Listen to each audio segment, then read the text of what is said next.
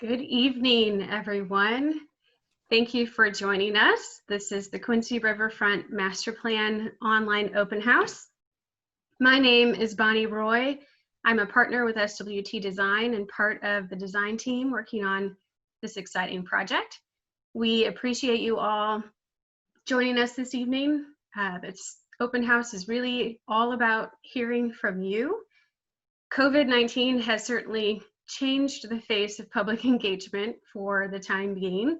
So bear with us as we use technology like Zoom to hear from you. So a little bit of housekeeping before we get started. If you are new to Zoom, on your screen towards the bottom, there are multiple menus to navigate, one of which says Q&A. We will be using the Q&A for you to type your questions. At the end of our engagement with you, we will have time to answer those questions. We will be recording this session as well. We know that not everyone is able to attend at this time, and so we will make this available.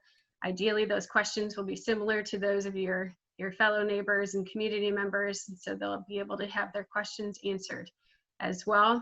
In addition, on the bottom of the screen is a chat feature. The chat is disabled for discussion within the group, but if you have a technical issue, you can enter a chat and one of the panelists should be able to assist you.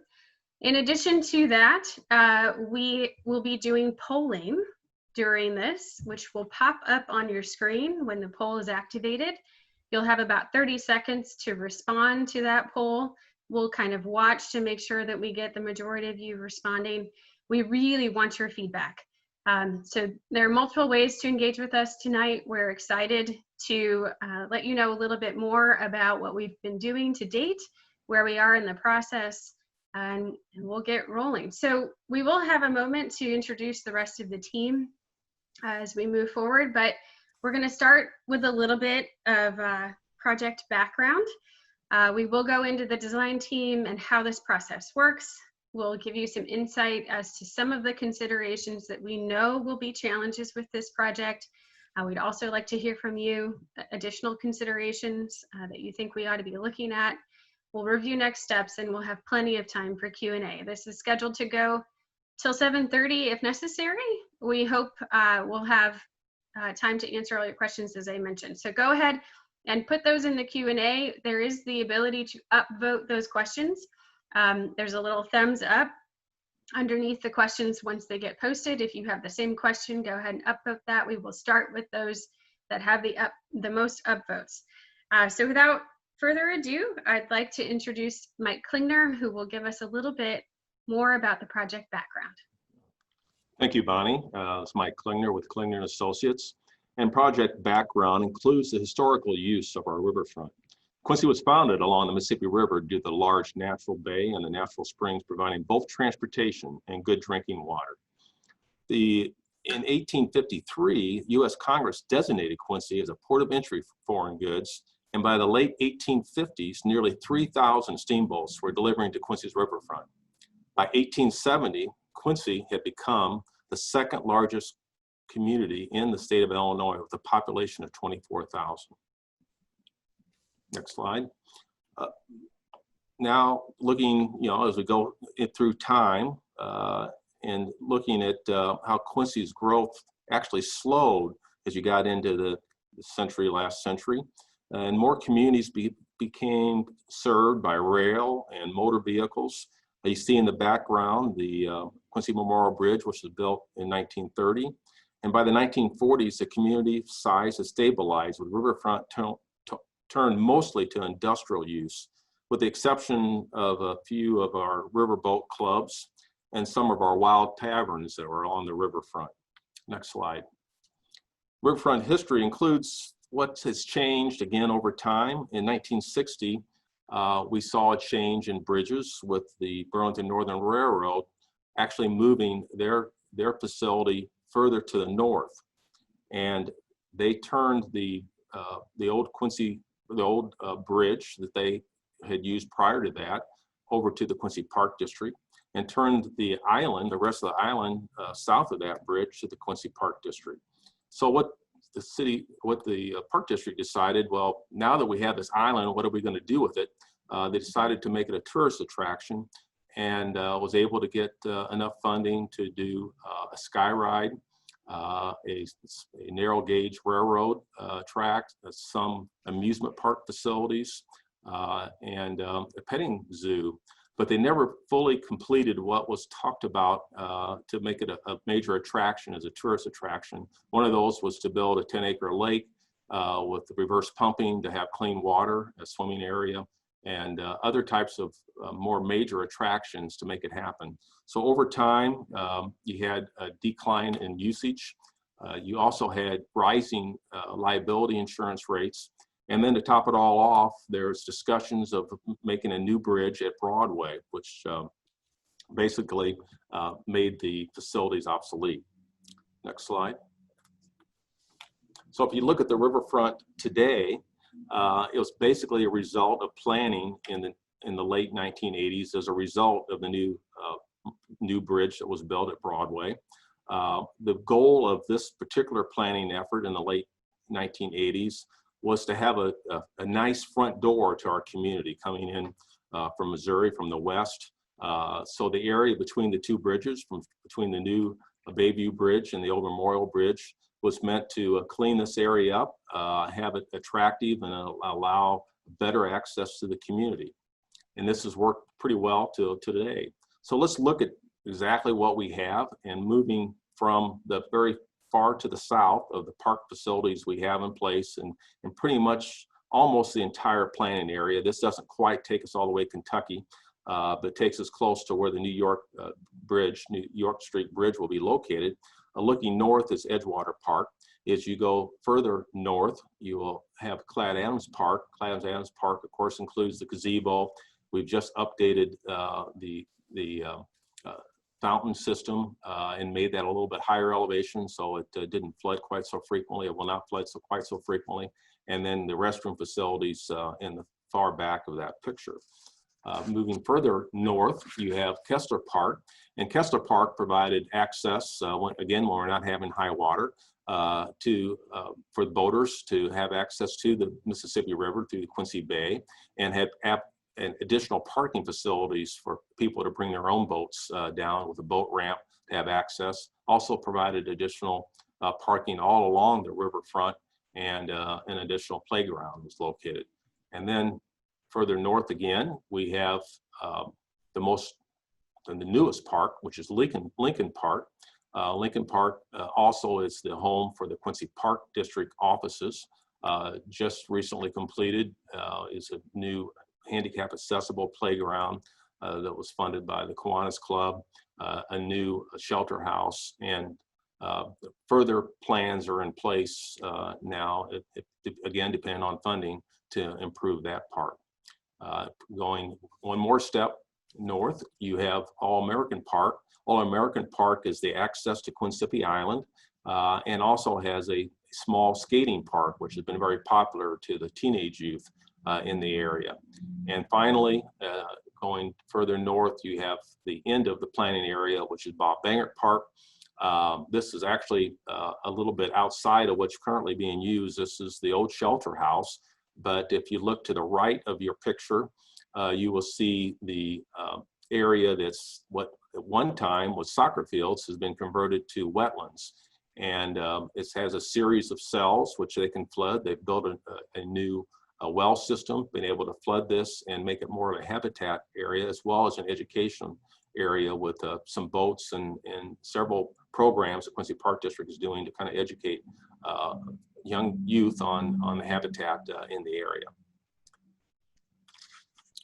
So kind of summarizing, you can see how the parks are being used right now, but the community saw that we have this stagnant growth, and we're not seeing new people coming into the community. If anything, we may be losing a little bit of our population. We have very active industries which are trying to grow, such as Knapheide and others. Prince, for example, that is looking for employees, but is having trouble attracting them. So in 2016, the City of Quincy decided to initiate a strategic plan on how they can make the community more attractive, to bring youth, keep the young people to stay here. And one of the key things that came out of that study was the need to make a more active and really improve this riverfront. We have the Mississippi River, which is the largest river in the United States and the third largest watershed in the world. A lot of people from around the world like to see, access, and have ability to get to the Mississippi River. And are we really taking advantage of this beautiful asset that we have? And that's one of the key things that came out of the study. So moving into, who's supporting this, we have our project stakeholders. Now, in the past, when I looked at the history of the riverfront, most of those were initiated and funded primarily by the Quincy Park District. So what's going on a little differently now is that we have this joint effort by the City of Quincy and the Quincy Park District and the entire county. I think they've seen the economic importance of having this asset developed, the importance to bring people and have the population growth that we need for our community, and the river is a major attractor. So now we have all three entities working together, which hasn't always happened in these past efforts to improve our riverfront. The steering committee includes, basically we have 2 to 3 members from the City of Quincy, Quincy Park District, and Adams County, with the mayor, Cal Moore, is the chair of the organization. The role of the community is to work, or the role of the committee is to work with the consulting team to produce a master plan reflective of public input. One thing became very clear, that this is to be a community plan.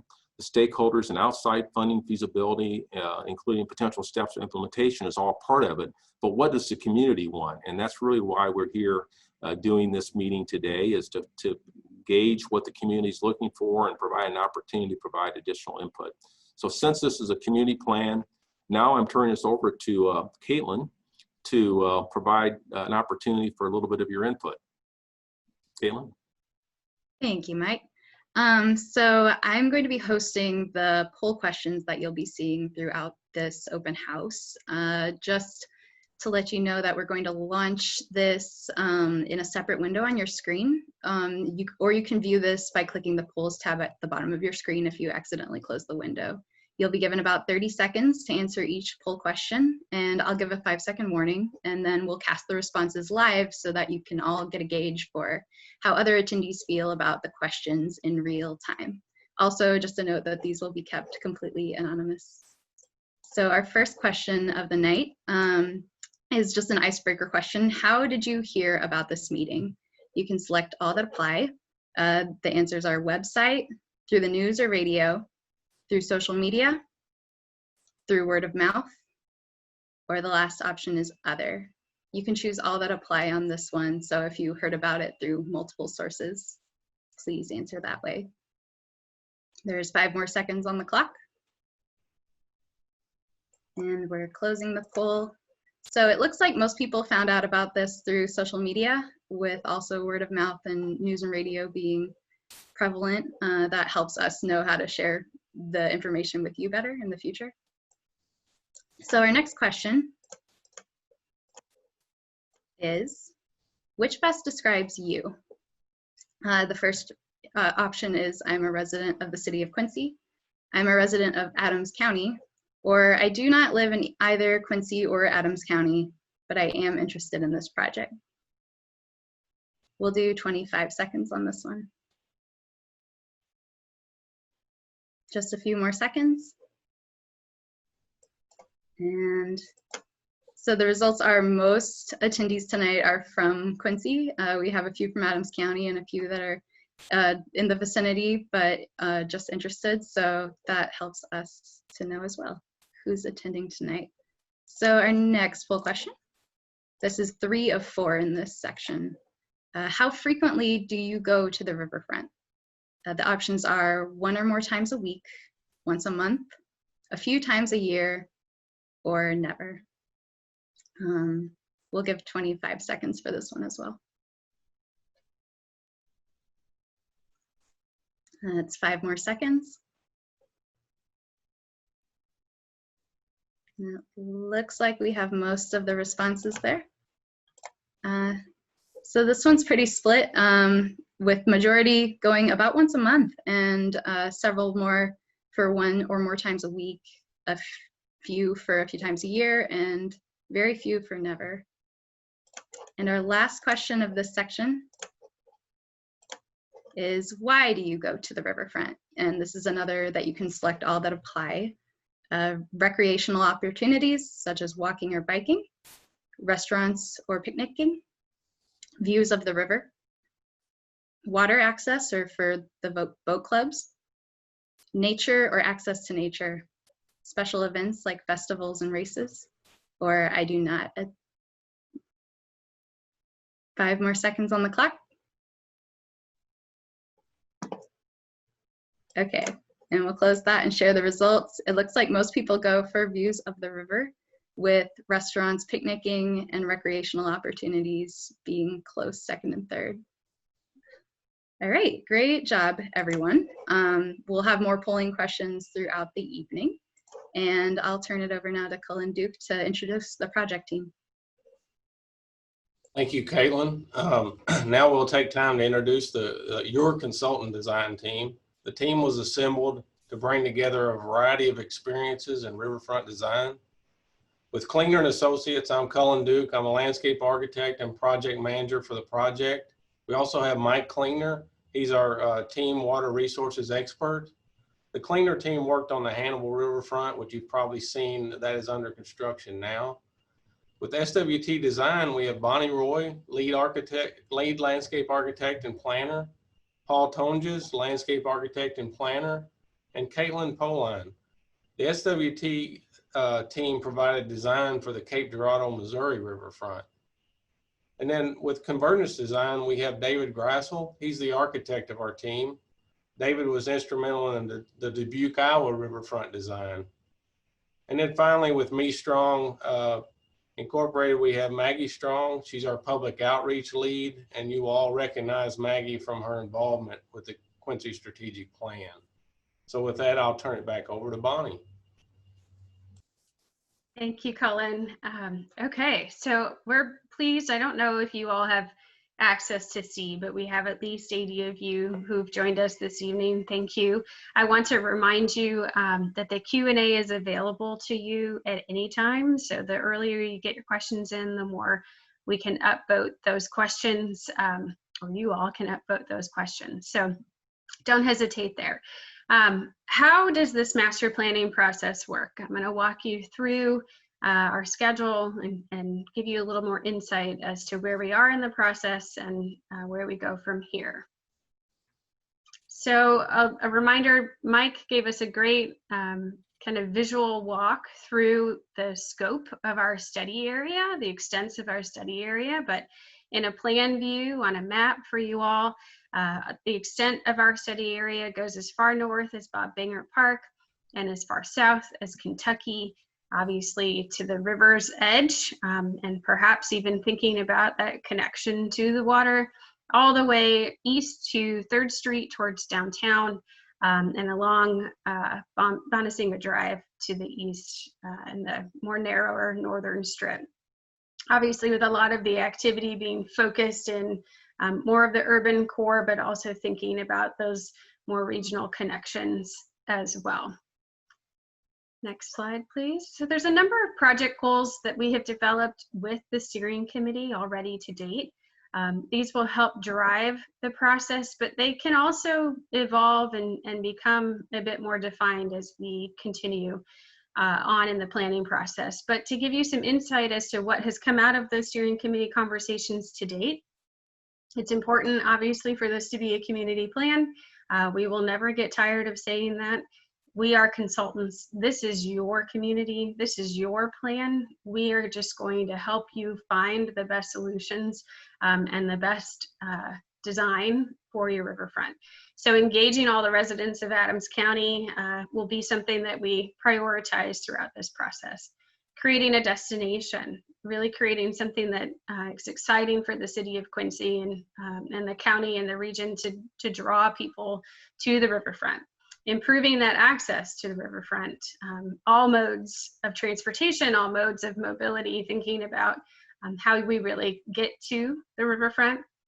Developing flood control measures, allowing this to flood or mitigating where it can flood. We will be looking at the challenges of a dynamic river like the Mississippi and how that impacts the design.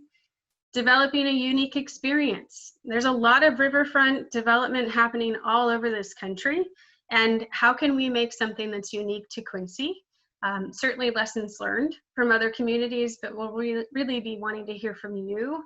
What would make this unique for your community? Providing space for events. Obviously, events are not quite the same currently right now as they could be, but how can we make spaces as adaptable as possible for small scale, large scale community gatherings of all kinds? Again, a community adapted plan, one that you all are instrumental in defining as we continue to move forward, so that this is something that builds momentum. It gets you all excited about seeing investment on the riverfront, and that has quick changes and phased implementation. It's important for the recommendations that come out of this master plan to be able to have some quick wins, things that will show change and improvement quickly, and then also we will be thinking about how that gets implemented over time. So those are some of the project goals, our project schedule. We did start this in January of this year, had a little bit of a pause in March and got started back up just earlier this month, actually. This is our first open house, so if this project is new to you, you haven't missed a thing. We will continue to engage with you throughout the process. We've broken the project into 3 phases. We are wrapping up our discovery phase, which this open house is really kind of summarizing our phase where we're listening. We want to hear, we want to understand, we want to make sure that we've uncovered everything we need to know about the riverfront before we move into any kind of suggested ideas or solutions. So if you hopped on tonight to see ideas, we're not quite there. Kelsey, would you mind going back for just 1 second? So I wanted to outline this schedule does take us into early spring, winter of next year. There will be at least 3 other open house opportunities for you to engage with us. And now we can hop to the next slide. Thank you. So as I mentioned, this first open house is really about listening. Again, put your questions in there. We want to hear from you. We want to address your thoughts and concerns. The next open house in early September will be about creating that wish list and really hearing from you as to what you'd like to see here, what you'd like, what you love, and what you don't want to see changed. What new ideas you might have. We'll be using that to fuel the ideas, the concepts, and then we'll move into design and coming up with different solutions and suggestions. How will this project be funded? Because we don't know what this project is yet, we don't know what we're recommending. There's a lot of variety in ways the project might be funded.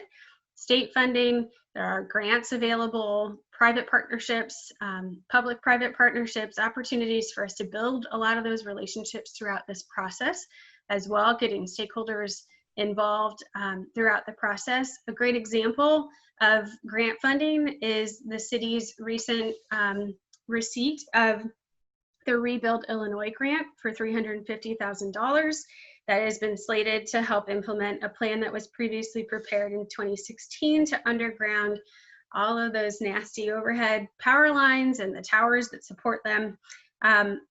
Phases 2 and 3 of that will be undergrounding duck banks between Hampshire and Broadway. Perhaps you've heard part of this project on the news already, but it's a great example as well as a public-private partnership with Ameren agreeing to install the cabling in the duck bank provided and to remove the tower. So we're already seeing some of these cosmetic improvements and infrastructure improvements being made to the riverfront, which is exciting.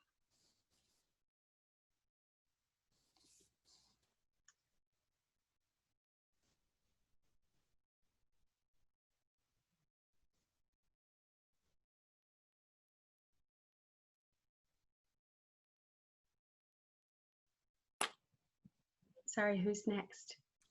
I think you're introducing the project considerations, and I'll go ahead and get right into it. This is Mike again. Sorry, Thank you, Mike. Bonnie. And let's go to the next slide. We're talking, and we actually kind of went over this a little bit, and Bonnie explained the study area. But I want to spend a few more minutes on some of the boundary constraints and project drivers. The selected boundary was by the steering committee, and we wanted to include one block south of York Street, which would be the new bridge location because of the impact to the traffic in that area all the way, and you look at all the way up to 3rd Street to Broadway, because there is some consideration of making 3rd Street back to both ways. Right now, 2-way traffic instead of the 1-way traffic, at least to Broadway. So it's important to kind of pick up this entire area because of some of the dollars that may be spent as part of other projects and how the riverfront could be impacted on these types of projects that are impacting the overall area.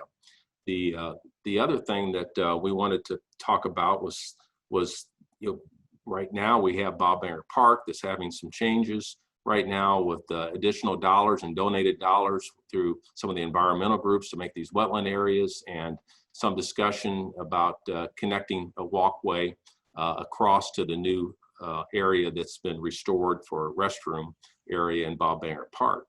But one of the things I wanted to address for sure is what this project is not, and it's not part of the Cubera project. Cubera project only deals with federal waters. And it's primarily the area north of the old Quincy Island Bridge that now is the access to the marina, and the federal grounds and islands north, and the upper part of the bay, lower and upper part of the bay, and the cut-through area. So this project will be looking at habitat restoration. There's been a lot of sedimentation over the years, and we've lost depth. So the entire project, which is funded as a separate entity under Section 103 of the Water Resource Development Act of 1986. So it's 100% federal dollars for habitat restoration. So where you have the Cubera project dealing with habitat, our project is dealing with people and people access. So let's talk, next slide, on these drivers in a little more detail. 4 projects are already in progress, as mentioned by Bonnie. We have the Bill Klingner Trail, which is currently planned to run eventually to Lincoln Park, and is funded by IDOT, Quincy Park District, and significant community donations. You have the city of Quincy is planning to change and update the water treatment facilities. So that will result in several of the buildings that are currently used for water treatment to be abandoned, and would they have potential reuse. As also mentioned by Bonnie, we are receiving separate funds to bury the overhead utilities, which makes it more attractive to do some additional improvements and enhancements to the riverfront. But the main driver, without a doubt, is the planned removal of the Memorial Bridge by IDOT and MoDOT, and the construction of a new bridge at York Street. Some additional enhancement dollars can come from this new bridge if we have a master plan in place, and that's really the driver to make this happen. So the next slide, we look at this a little more detail of the impacted area. And as I went through the history earlier in this presentation, we talked about it seemed like every time there's a new bridge, whether it's the railroad bridge changing or the Broadway bridge being put in, now the Memorial Bridge, it results in other changes to the community, and how do we plan for those and take advantage of some of the resources that might be available, particularly in this case on federal funds. We're looking at the removal of Memorial Bridge and this new bridge. Having a master plan in place incorporates design elements involved in the infrastructure to be, and will be key to securing additional state and federal grant funds as they become available. So now I want to turn it back over to Caitlin to provide some input on how you see that this connectivity issues may be helpful. Thanks, Mike. So now that we know a little more about the project area we're focusing on, we're going to shift to thinking about some of the components of the riverfront today. The first of these is connectivity, or how people currently move through and access and use the riverfront. So in this first map, we see the entire project area with the existing riverfront access mapped. So you'll see the solid red lines, which are vehicular bridges, and the dashed red line showing the proposed York Street Bridge project that Mike just mentioned. The solid orange lines on the map show existing designated bicycle and recreational routes, while the dashed orange line you see shows a proposed designated cycle lane on both sides of Vermont Street that was proposed in the Quincy Transportation Plan. Additionally, the purple lines show a designated bicycle route that's shared. It's a shared street with motorists along Front Street and Bonansinga Drive. And lastly, the light blue and dark blue colors show public and private boating facilities, both in the marina on Quincy Island and along the riverfront at the public parks and the private boat clubs for water access. Next slide, please. So in the zoomed in view of the project area closer to downtown, we're able to look a little closer at connectivity by adding the existing sidewalks, which are shown in yellow here. There's a significant elevation change of about 100 feet between the riverfront parks and the downtown area beyond 3rd Street at the top of this map. Yet walking between the two areas can be done via the sidewalks shown. It's also worth noting where there are areas missing in sidewalk connectivity along the street grid, especially along 2nd Street and parts of Vermont Street, where pedestrians might currently need to reroute their walk depending on which direction they go. Also in this view, we get a closer look of the railroad tracks that run along Front Street, which do have very low traffic through the day, maybe like 4 or so trains total. And then also note again the proposed dashed red line for the potential York Street Bridge realignment. If this project is implemented, the Memorial Bridge would go away, and then we have a chance to reimagine what this area looks like as well. Next slide, please. So to help you all imagine how we can address the riverfront in Quincy, we pulled together some inspiration images from other cities and how they've handled connectivity at their riverfronts. Also, just a reminder that we're still in the listening stage of our master plan, and so just remember that these are examples to help you think creatively and not anything we're currently proposing. So the far left image shows how a steep grade has been made accessible to pedestrians through switchback ramps as an idea to overcome topography challenges. The two images on the top right show ways in which some parks have addressed adjacent railroads, whether it's like the example in the top middle at Crescent Park in New Orleans, where an arched bridge crossing allows people to safely cross over the railroad, especially when trains are present. Or it could be like the top right image, which is Cumberland Park in Nashville, where they've used an at-grade sidewalk crossing across the railroad tracks that's accessible to pedestrians, and it also provides clear visibility on either side of the walkway. Another example of connectivity is the bottom middle image, which shows Owensboro, Kentucky's riverfront, where the street between their downtown and their new Riverside Park was made more pedestrian friendly. They added a variety of street paver materials that slowed vehicular traffic. And then lastly, in the bottom right corner, kind of a fun image of another way to address topography challenges. This is in Dubuque, Iowa, where they have kind of a streetcar that's called a funicular, and people use this to cross steep topography between the riverfront and an adjacent bluff there. Next slide. So with all this in mind, we're going to move to our next round of polling. There'll be 3 questions in this polling section. And here's your first question. How do you typically get to the riverfront today? You can select all that apply on this one. Do you access the riverfront by motor vehicle, by walking, by biking or skating, by bus, or by boat or personal watercraft? I have about 10 more seconds to answer this one. I'm closing the poll. It looks like very high majority motor vehicle use to access the riverfront today, with a smaller percentage of walking and biking, and some who use boats. So the second question in the connectivity section. Here we go. Select all that are important to you. This is another select all that apply question. So is walking, biking connections from downtown to the riverfront important?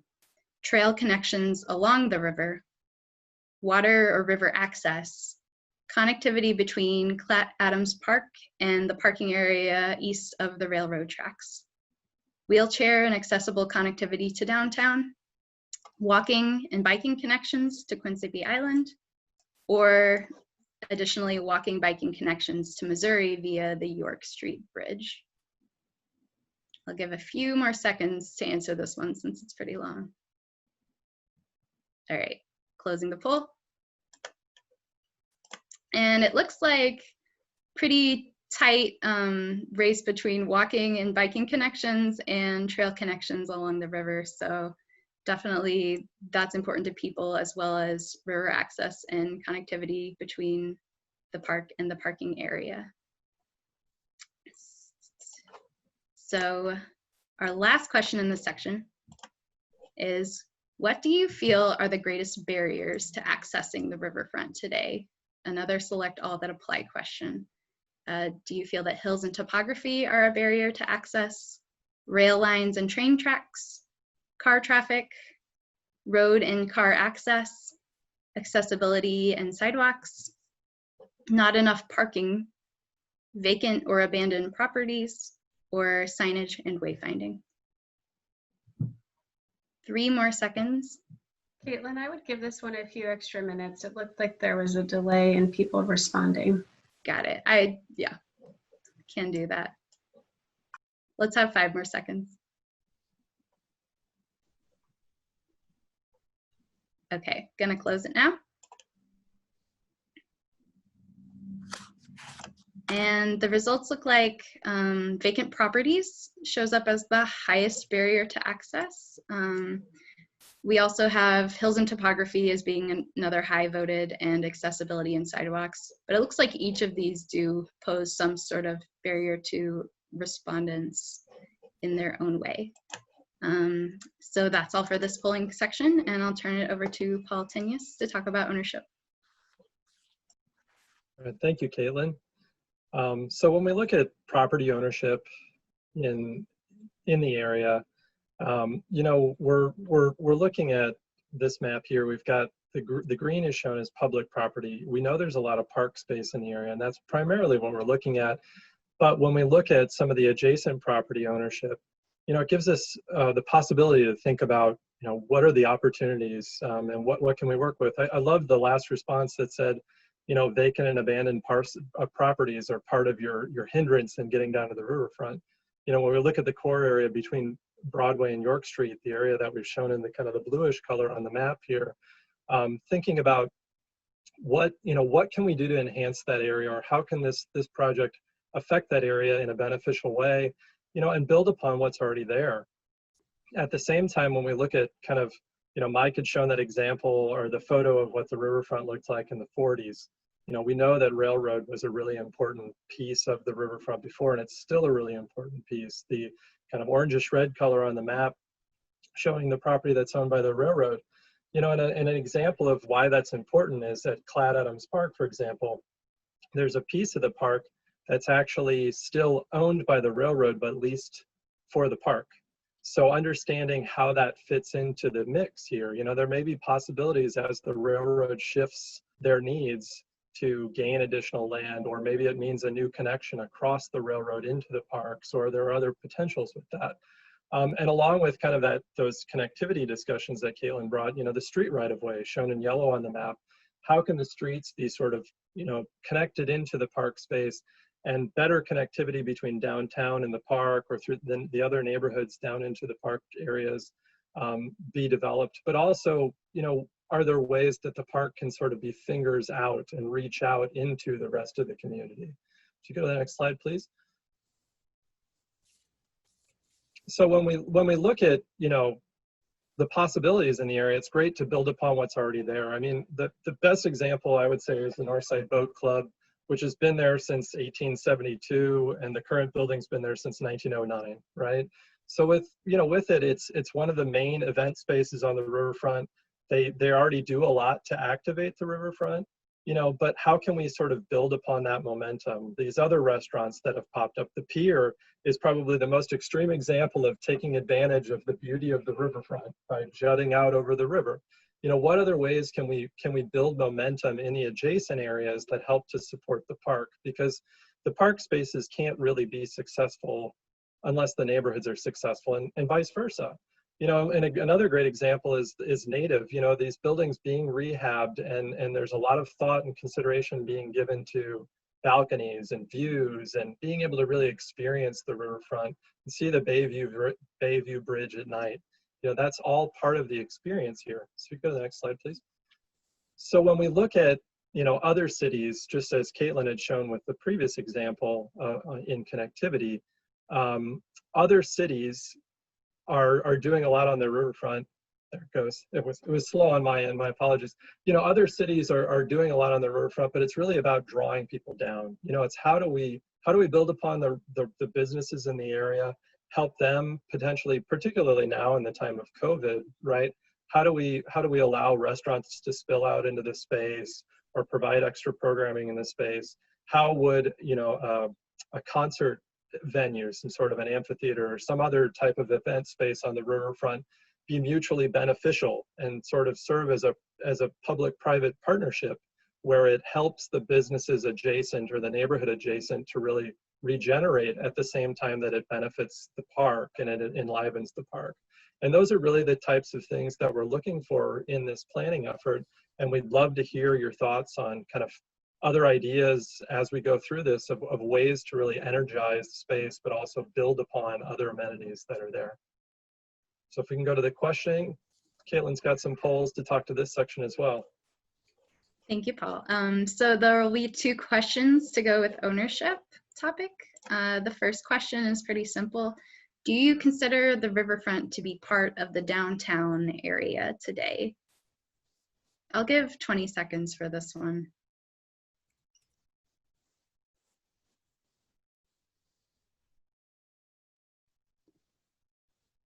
5 more seconds. All right, closing the poll. So it looks like a pretty slim that yes, the riverfront is considered part of downtown as being the majority. So it looks like we're pretty evenly split between that being the attendees' opinion. So the next polling question to do with ownership, if we could switch to the next slide, there is a map that goes with this one. Okay, so if you are able to view both the map and the polling in your browser, so this question is just going to address the adjacent neighborhood to the riverfront, and that area is between 4th Street and Front Street to the east and west, and Broadway and York Street to the north and south. So with that neighborhood in mind, how does the adjacent neighborhood affect your decision to go or not go to the riverfront? The first option being the neighborhood makes me more likely to visit. The neighborhood makes me less likely to visit. Or the third option is the neighborhood does not affect my decision. About 10 more seconds on that.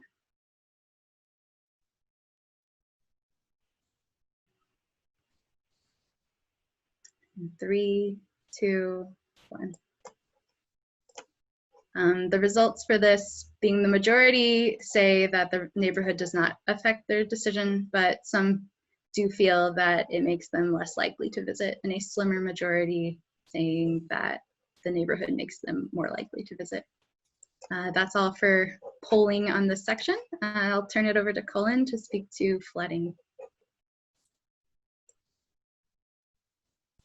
Thank you, Caitlin. So with any riverfront design, we often hear concerns regarding flooding. This slide illustrates the inundation limits when the river is at flood stage. Flood stage is 17 feet at Quincy or elevation 475-59, which is approximately a 2-year event or a 50% probability of occurring in any one given year. Above this elevation, it begins to flood the lower elevations in Kessler Park. So that kind of gives you a landmark there. And then as it rises, it begins to flood the parking lots in Kessler Park. So the next slide illustrates the base flood elevation, which is the 1% annual chance flood, or the 100-year flood is often referred to. The elevation at Quincy is approximately 486.5 or 27.9 on the Quincy gauge. So for reference, the walkway around the Clad Adams Fountain is at elevation 486. So when you see water there, we're real close to the base flood elevation. Historically, there have been 22 events that have inundated Clad Adams Park. That's 23 feet or higher on the gauge, 8 of which occurred in the past 12 years. So the next slide illustrates the inundation limits of the flood of record. I think most people know that the flood of record was 32 feet and occurred in July of '93. But we almost reached that last year. So on the next slide, these are photos of last year's flood, which was approximately within 1 foot of the flood of record. The upper left, you can see the water level at the foot of Hampshire Street. In the upper right is a view from Riverview Park looking south to the bridges. And in the lower left, you can see the Great River Road wayside in the foreground and the top of the Clad Adams Fountain in the background.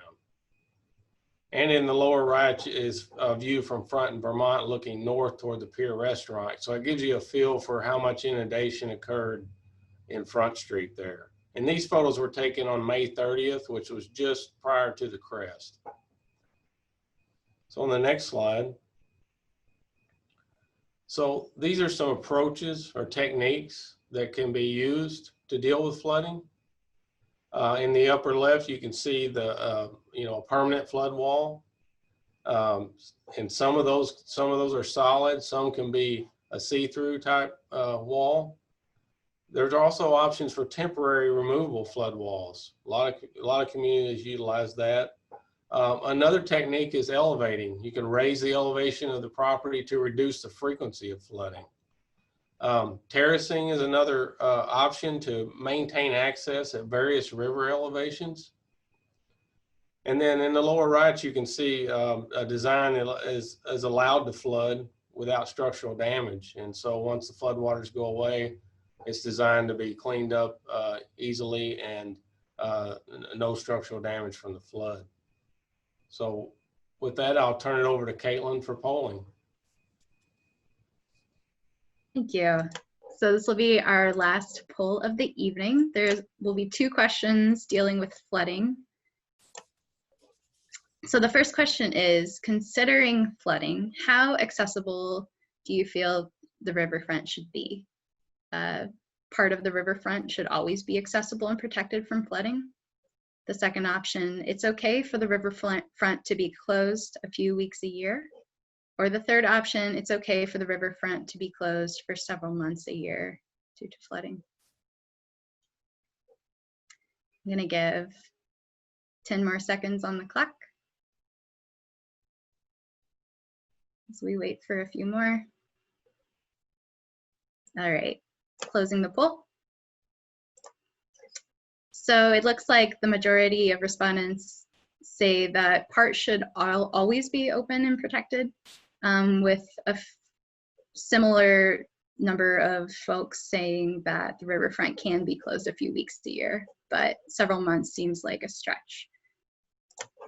The second question to deal with flooding, and your last question of the evening, how do you typically find out about flood conditions on the riverfront? This is a select all that apply question. So do you usually use news or media to find out about the floods, National Weather Service or hydrologic prediction websites, word of mouth, or just simply when you see it driving, walking, or biking by? We'll give this 5 more seconds. We've almost had all respondents. Okay, closing the poll. And it looks like the vast majority use news and media, with all of these options actually being something that people use to tell about flooding. All right, thank you everyone for your responses to the polling questions. And I'll turn it over for the discussion of the next steps of the project process. Thank you, Caitlin.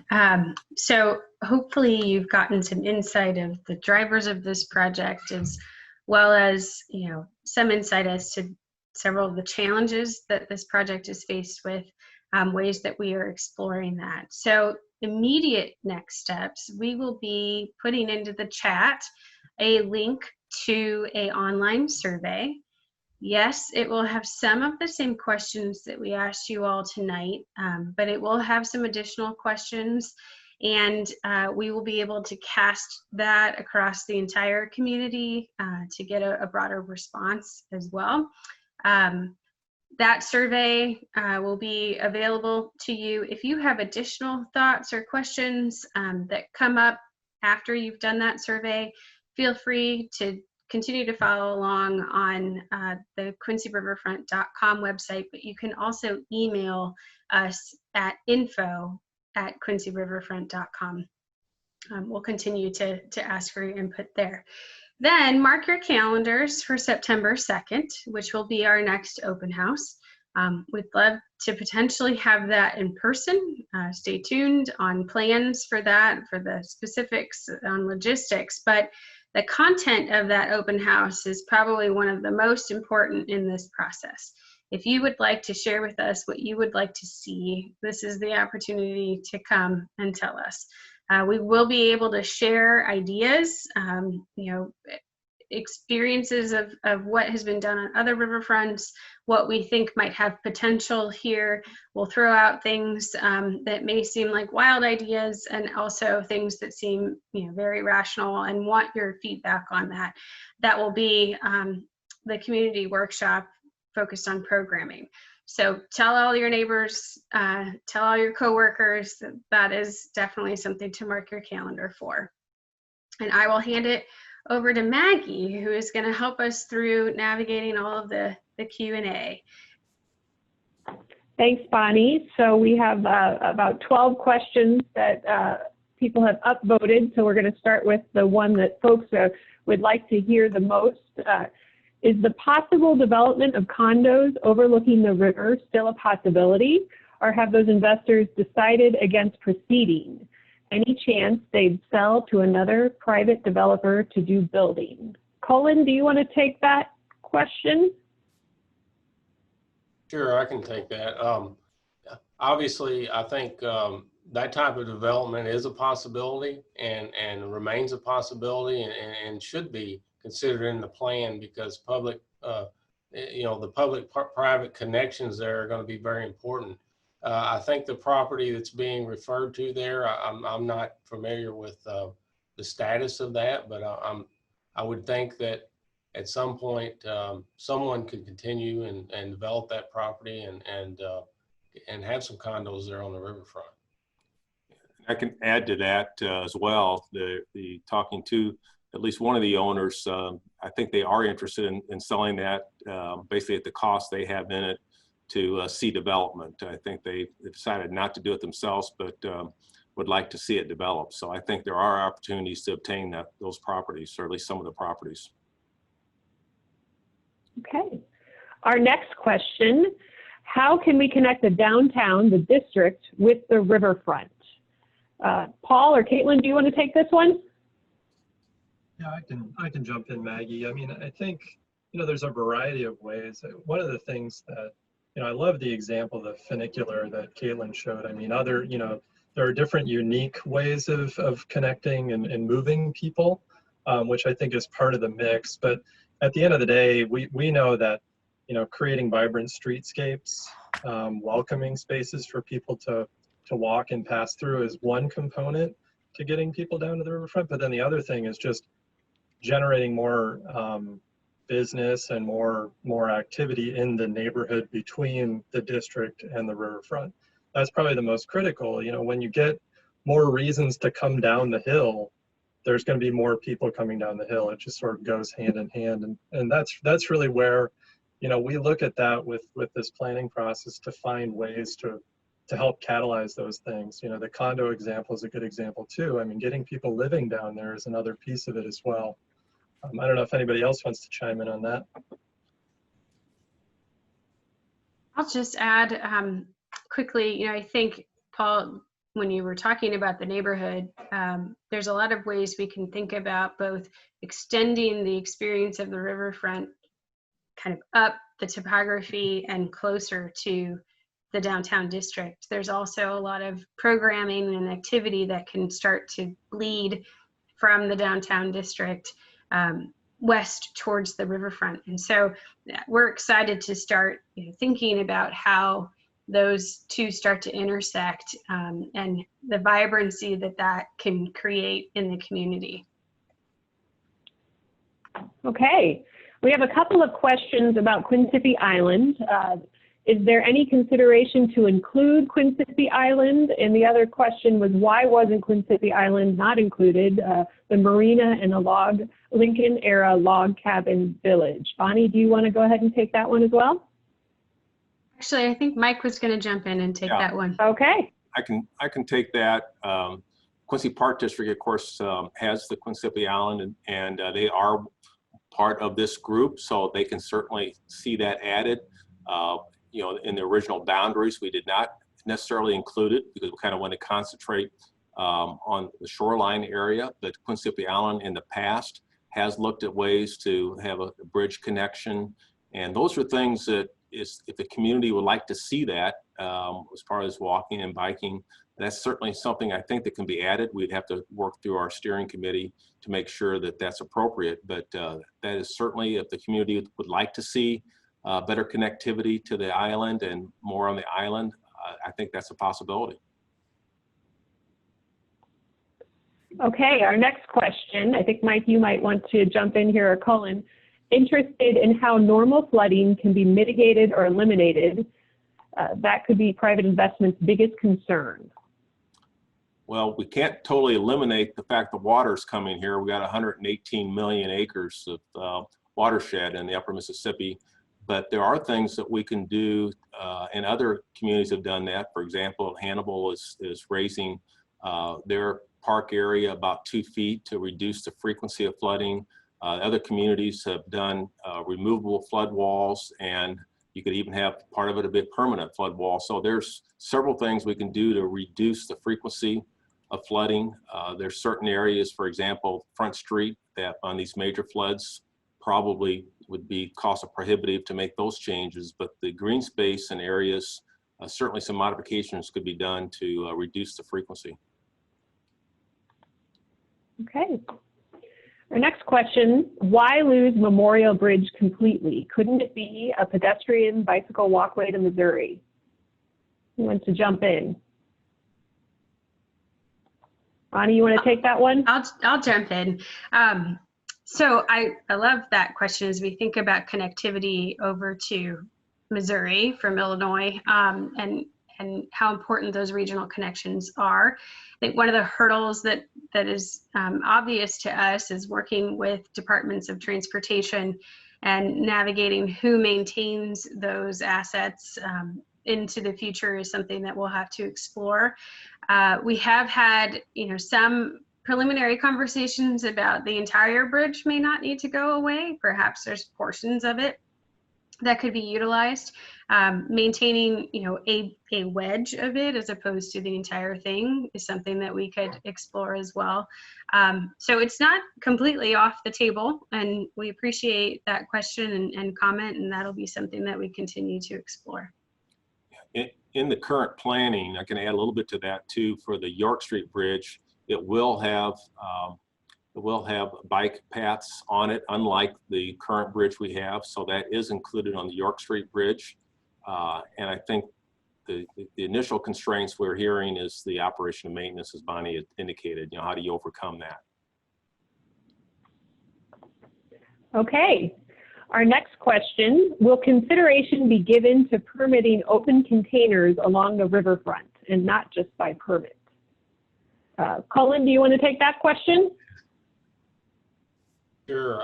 You know, obviously that's an ordinance item when it comes to the the Park District and the community. And I think as programming is going to be a big piece of this, you know, whatever the attractors are and what happens on the riverfront is gonna attract large crowds, and we'll want to have those opportunities. So I'm sure that will be discussed by the community and the Park District as a plan is developed and adopted.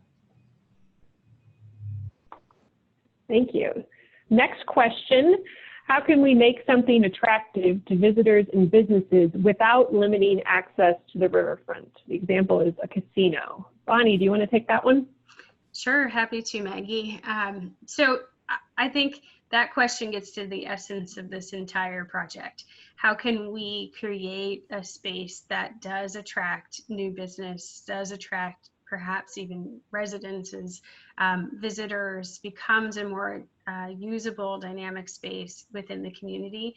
And at the same time, access is impacted not just by the infrastructure that's in place, but by flooding and other challenges, as you all have already indicated in your responses to our polls. So as we think about how we make it the most attractive, we will be, meeting with current property owners and stakeholders to understand their needs, their access needs. As we meet with you throughout this process, we'll want to hear more about the types of businesses and the types of visitors that you want to attract so that we can do that in the best way. The variety of options right now are, I don't want to say limitless, but pretty open-ended. So we'll be exploring lots of different ideas to do that. Okay, David, I think this question's for you. Are there plans to try and stay historical? If we really want to do something different, we should look into modernizing the riverfront. There aren't any buildings worth keeping down there, and Quincy has plenty of history in the downtown area. So that's a really interesting question. And, Quincy certainly has a historic riverfront and a historic downtown that sort of connects to the riverfront, either better or not better, depending on how you look at it. But I think as we look at redevelopment of the riverfront, probably we're going to steer away, I would guess, from trying to create a fake historic theme park down there and add a bunch of red brick buildings that look like they were built in the 19th century but really weren't. I think what's more likely to happen, and of course this will depend very much on community input, what we hear from you all, but I think what's more likely to happen is improvements that get suggested regardless of what they end up being, whether it's a fountain or a carousel or an amphitheater, will be more contemporary looking and hopefully be new attractors that will, in some respects, enhance the historic nature of the riverfront by drawing attention to the historic resources that are already there. Thank you. We have a question, I think, Mike, this one is for you. Is there a plan to dredge the bay that doesn't rely on outside organizations to step up? Right now, we talked about Cubera. That will be a dredging project, but that's north of this planning area in the federal waters of the Upper Bay area. And we are looking at some possibilities. Just recently in the federal budget, the Corps has received more money than they have in the past for dredging to marinas. For the last 15, 20 years, there's been very little money to maintain marinas, but there's been a lot of communities similar to Quincy that have complained about not adequate funds, even though it's considered a part of the federal responsibility to assist in that access. So we are looking at the possibilities of seeing if we can't have some federal dollars to participate on it. Of course, always the question is, where do you place the dredge material, and those types of things have to be permitted. But that is certainly something we feel is needed. You can see what we have right now is a tremendous amount of sediment south of the existing bridge to Quincy Island, and it certainly needs to be addressed, no question about it. Thank you. Our next question, Bob Mays, and I think this was a couple of folks had this question. Bob Mays suggested constructing a zip line from Riverview Park to Quincy Island as an attraction for a portion of the year. Is that a possibility? Mike, do you want to take that one? I think, did you actually spend some time on the other opportunity? Are you too old for that? Yeah, no, Bob Mays had my ear numerous times about how much fun that would be before Bob Mays passed away, but he had indicated, and we even talked about how that could be done. So that is, again, if the community wants to see that in place, that certainly could be something that would be outlined as a potential part of this plan. And again, it all becomes funding and access. We talked about it's pretty easy to zip down, but how do you get back up?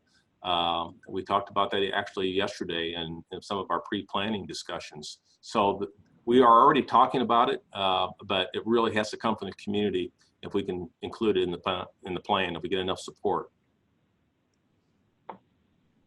Okay, our next question. A question regarding considerations for kayakers as a growing interest in the area. Bonnie, you want to take this one for us?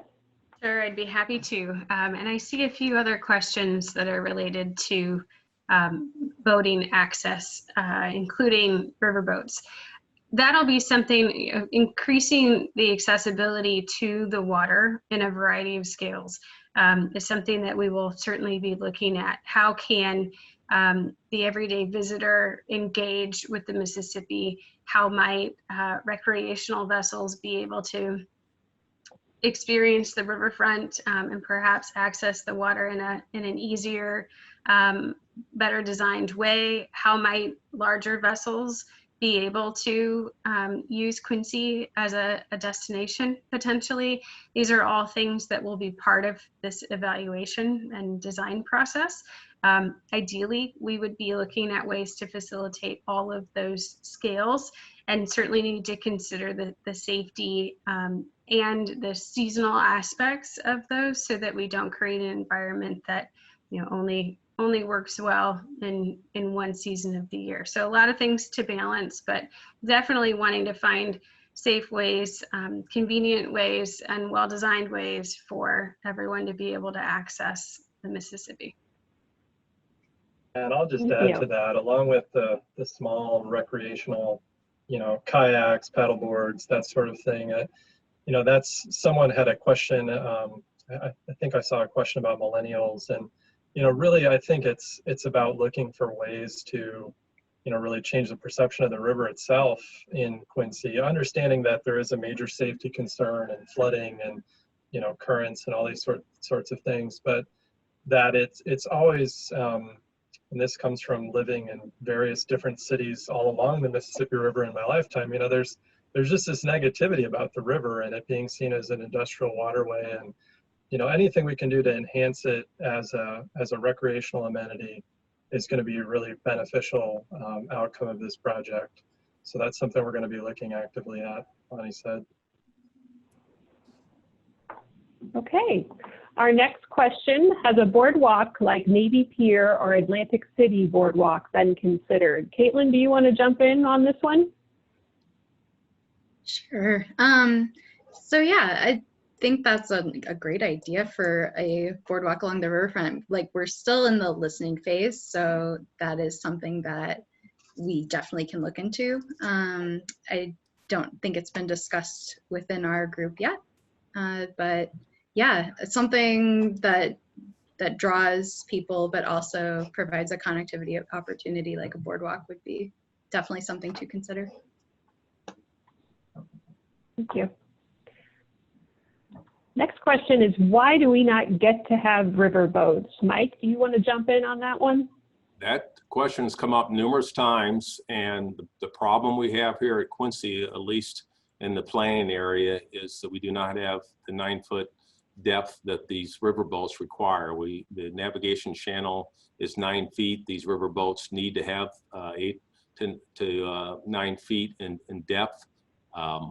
Only during high water conditions, like we had a few years ago, where they were able to dock at Clyde Adams Park, was because we had high water elevations. But during flat pool, we actually have sediment in front of the sheet piling, and we have to go out about 80 feet from the front edge of Clyde Adams Park to have continual 9-foot depth at all times of the year. So that is something that we could do dredging, but you have to maintain that dredging. That's one of the things that would have to be considered if that's a goal. We do know that the number of river boats, at least before we had this pandemic, was increasing. There's new river boats that are being planned or being planned a few years ago, and new companies that were looking at having river boats. And I think if you had a facility here in Quincy, we could possibly attract that. But that again has to be decided by the community. That's a feature that we should include. Thank you. And I see that there was another question about this as a tourist attraction. Is this being considered in the discussions? And that answer is yes, everything is on the table at this point. So thank you for that question as well. Our next question, why is the development of the riverfront so important? Has this worked other places to make it more of a draw? Bonnie, do you want to jump in on that one? Sure, I'd be happy to. The riverfront opportunity for Quincy, as identified in the strategic plan, is really an opportunity to not just draw visitors to Quincy, but even maintain your declining population and be able to retain residents that you have today. So it is not just a beautification and programming opportunity for the Parks District. It's not just a maintenance opportunity and flood control project. It is also an economic development opportunity for your community to really look at how this can become a more integral part into development opportunity, working with infrastructure that's there today and also with the downtown district and new development that's occurring there. We talked about how important it is to stitch those together. This is also a regional asset for the county at large. And we talked a little bit about the contextual projects. I feel personally that the timing couldn't be better to be looking at this with the relocation of the bridge. And as Mike indicated, funding opportunities really only become that much more available when you've got a vision to steer the thinking. So, looking at the riverfront does not preclude your communities from investing in other areas. We are developing a plan, a roadmap for implementation, and it will still be up to public officials and the community to discern where investment occurs. Bonnie, just to piggyback on your answer a minute, up the river a little ways in Dubuque, a relatively modest public investment in the range of $40 to $50 million, which included infrastructure improvements and burying a flood wall that had separated the peninsula from the riverfront for years, resulted in something over $400 million in total private investment in that area of Dubuque's riverfront that over the last 10 or 15 years, it's just been transformative for that community, not only from an economic standpoint, but just from a point of pride as a place to take visitors and a real regional attraction. So there's definitely some case studies, Dubuque not being the only one, of great success stories for riverfront redevelopment. Thank you both. Our next question, after design, what is a realistic long-term implementation schedule? 5 to 10 years, 10 to 15 years? Mike, do you want to answer that question for us? Well, we've talked about this a little bit with the steering committee, and they wanted to see things move a little faster. There's a lot of your plans will be a 20-year, 15 or 20-year plan. I think what they'd like to see as much as possible, that it be a 10-year plan. That's the window that we're looking at, that the new York Street Bridge would be built. We're thinking that within the next 10 years, and certainly within the next 10 years, some of the construction will be part of that new bridge. And that we need to have a plan in place and some of these features able to be implemented to tie into the new bridge and the funding potential coming from the dollars from the new bridge. So that's kind of the window we've been indicated from the steering committee, that to kind of shoot for 10 years. But if you we've also been asked to kind of look at different steps and different phases that can be done over time. So if you develop, say, 4 or 5 phases and you get 3 of them done, doesn't mean that you can't do more of them, you know, in 10 or 15 years. So it kind of gives the plan a little flexibility. A lot of plans don't see everything implemented. You may have several things that are outlined, but only part of them are implemented. So it does give you some flexibility, but if you don't have a plan, you're probably not going to see any of it. And that's what we're trying to accomplish. Yeah, and I'll just add to that too, Mike. One of the things that we've seen in some of our planning efforts is that there are really kind of low-hanging fruit things that can be done really early on in the process too that might come out of the planning effort. We've had projects where one of the biggest concerns is the lack of lighting at night. And that's something that can be dealt with in a really short time frame and really make a pretty significant impact on, you know, public safety or the activity in the space in the evenings, those sorts of things. So it really is just going to depend on where the design goes and what we hear from the community as most important. And then there may be things that we can really start to tackle really early on. Thank you. Is there any consideration for cleaning out the silt so that Hogback Island could be reached again? Mike or Colin, do you want to take that one? I can talk a little bit. I spent a lot of time on Hogback Island in the 70s. At that time, and we've talked to the Corps about this as part of our Cubera project, you know, what can we do to make sure that that sand gets dredged in that area and making it an attractive place for boaters to get to. And to do that, it was certainly very popular in the 70s and 80s. And they historically had been a chronic dredge site. When they're trying to maintain the 9-foot navigation channel, that particular area of the river was a constant problem. So they were dredging it frequently. That always provided sand and hogback. They are seeing some more problems in that area where they are doing more dredging, which we're hoping and actually encouraging them to put more of that sand back on hogback and open that up again. So there is discussions with the Corps. By having this other project, this Cubera project, we've opened up more communication with the Corps, which I don't think has always taken place with our community. And we're letting them know that those are some things we'd like to see. If you bring boaters on the river and have a place for them to go, then you know, you're going to see more boaters, and that drives more recreation and people attending the restaurants and other activities along the river. Thank you, Mike. And our next question, I'll go ahead and take this one. What efforts will be made to reach out for ideas and feedback from people in our community who have historically been underrepresented in projects such as this, making sure that this asset is accessible to all? I think that's a great point. And we will be reaching out directly to different neighborhood groups, different organizations. We'll also be working with the diversity and inclusion folks at the Chamber of Commerce and asking them as the experts, how can we make sure that we are reaching folks who not necessarily been questioned before, and what can we do to make sure they're a part of all of this? The pandemic has obviously changed how we interact with people's lives, so we need to make even a greater effort to make sure that we involve these folks however we can to make sure that this is a community asset for all people. So we will be doing that, and we'll welcome ideas from everybody as we do that.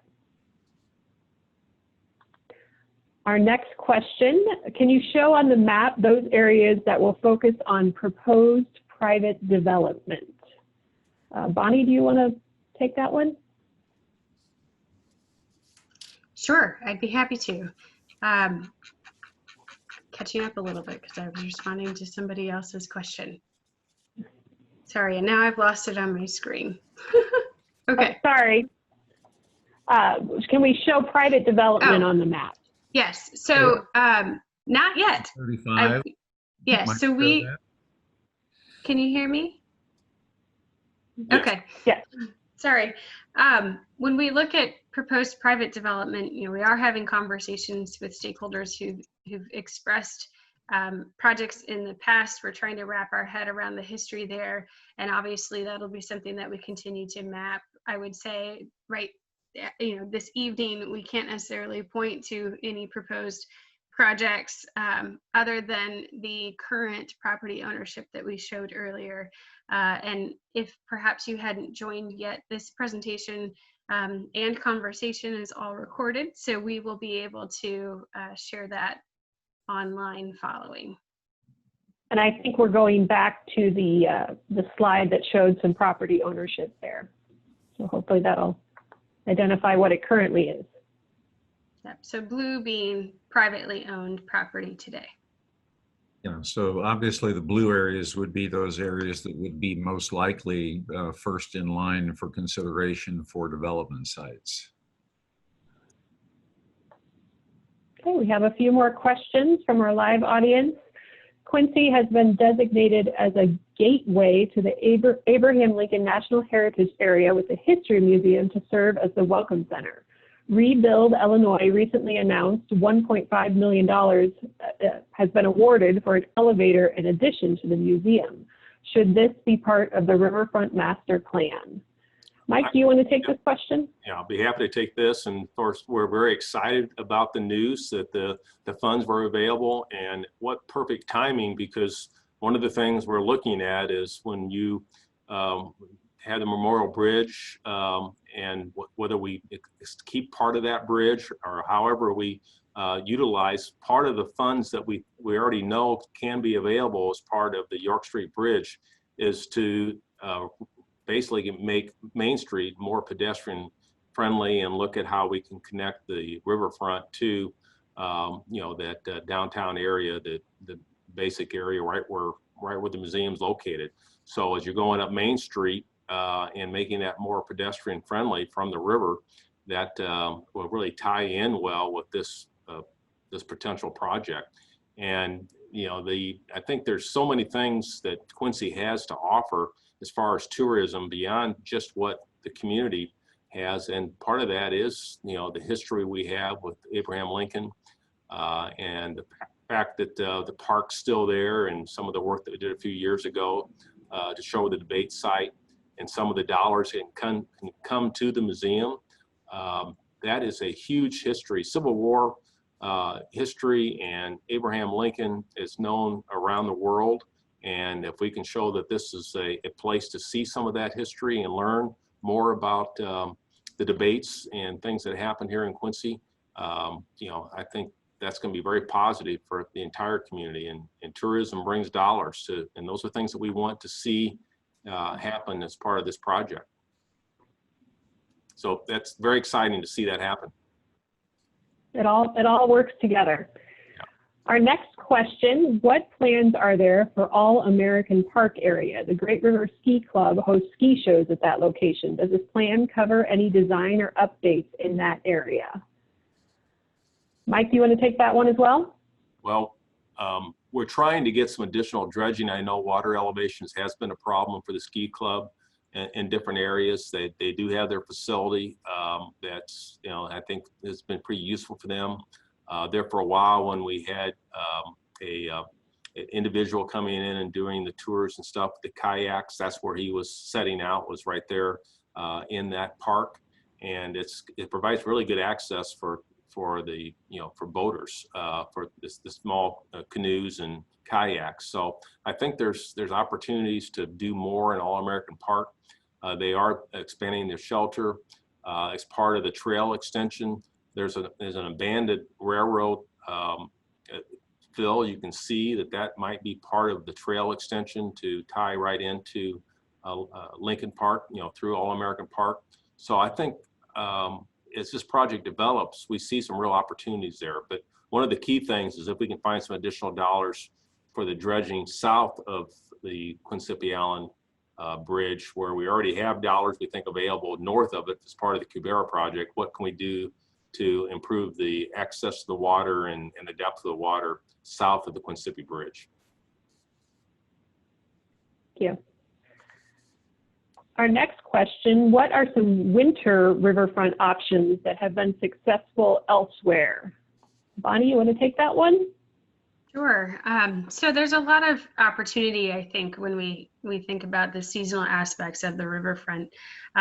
Bird watching, certainly along the Mississippi, is popular, but also thinking about program that can be facilitated through the cooler months. We've designed a lot of exterior spaces that can facilitate ice skating rinks. When in the summer it might actually be a splash pad or a plaza space, and adapt to ice skating in the winter. We've also seen spaces that can easily have fire pits or even heated exterior spaces. As we move into this next step, this next programming phase, we would love to hear other ideas that you have, and we'll be showing you images of other places that have done other things to get your mind thinking as well. Thank you. Our last live question, is there 9-foot access near the west side of Quincy Island? I think that's a question for Mike. Well, that's an excellent question. I really like those questions on water depth. The water depth is good on that side, and that would be a potential. We have talked about that. Again, if you're going to use that, how do you, that side of the island's not really developed very well as far as getting people from one side of the island to the Quincy Riverfront and get to the community. But the water depth is very good. We are very close to that 300-foot wide navigation channel, and the Corps of Engineers requires that we have a proper setback and proper queue away from the actual navigation channel itself. But the water depth is better there, and I think that is, again, if that's, we get a lot of input, a lot of people asking about doing more on Quincy Island, and the steering committee allows us to include that. That is certainly something that probably should be looked at. Good question. Okay, I knew you'd love that water depth question.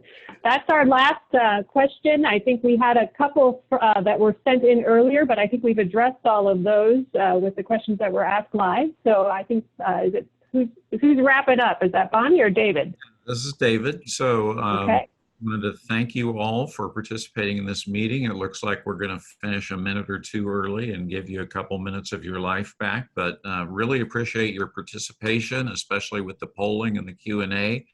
That was very helpful. We apologize for the difficulty of doing this on Zoom, but given the pandemic, it was really the only option available to us at this time, and certainly hope to meet with you in person in September.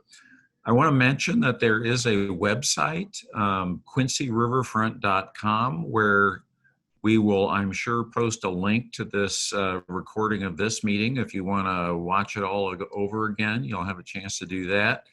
And there is that survey, which I'm sure a link to the survey will also be found on that website. So if you have any questions going forward about our process or what we're doing, or ideas you want to share with us, probably the best way to do that is go to quincyriverfront.com. And so I want to encourage you to do that. And again, thank you all for your participation, and we look forward to seeing you in September.